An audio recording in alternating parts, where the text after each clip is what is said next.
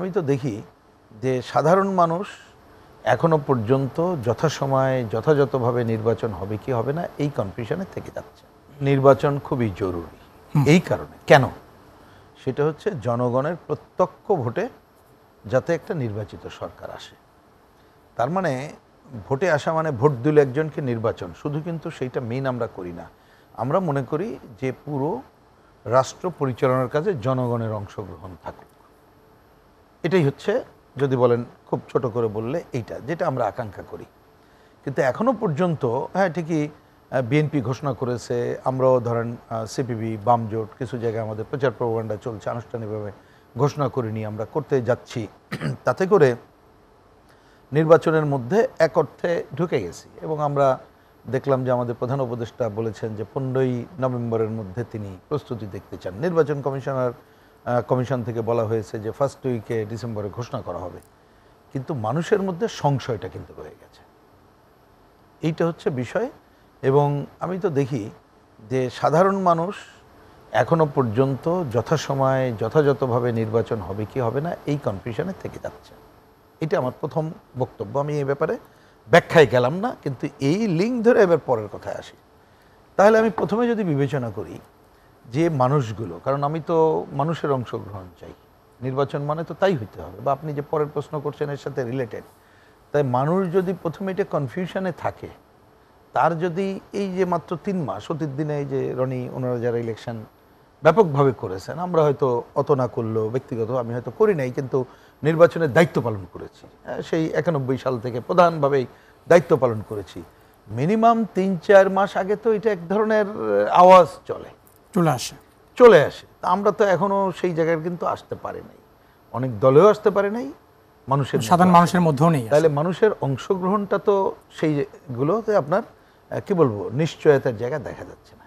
এইবার আসি আপনার এই কথায়, 2টা কথার ছোট ছোট উত্তরই যথেষ্ট আমার মনে হয়।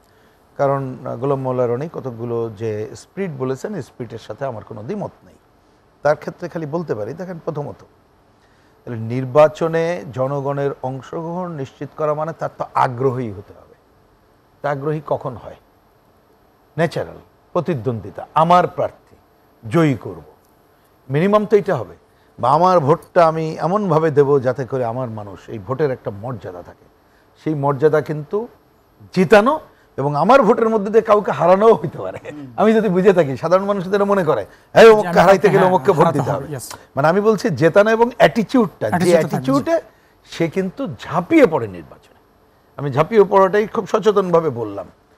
তাহলে এটা যদি হয় তাহলে তো নির্বাচনে হইতে হবে প্রার্থীকে প্রতিদ্বন্দ্বিতামূলক।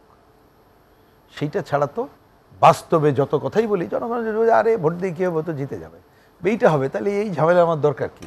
ওর থেকে আমি একটু আমার গ্রামের কৃষিকাজটা করে আসি, অন্য কাজটা আছে। বা বাড়ির একজন বয়স্কা মহিলা, তিনি মনে করবে যে দরকারটা কি, যে লাভ কি। আমি বলছি তাহলে আমি মানুষের কাছে ফিরে যাচ্ছি।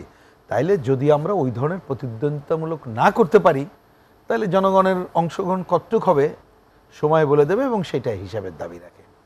এইবার আসি, এখন পর্যন্ত যা সিনারিও আমরা দেখতে পাচ্ছি তাতে তো ঠিক এই পয়েন্টে আমিও খুবই মনে করি যে এইখানে আমাদের যারা ধর্মভিত্তিক রাজনৈতিক দল এবং বিশেষ করে মুক্তিযুদ্ধ বিরোধী, সরাসরি যুদ্ধ অপরাধের সাথে জড়িত ছিল, একেবারে বাংলাদেশের কি বলে যে এই স্বাধীন রাষ্ট্র গঠনের বিরুদ্ধে ছিল, ওই সময় মন্ত্রিসভায় যারা ছিল, যাদের তো বাংলাদেশের রাজনীতি করারই অধিকার থাকার কথা না, তা তারা যে ধরনের আওয়াজ দেয় তাদের নানা ধরনের বিষয় আছে, টাকা পয়সা নানা।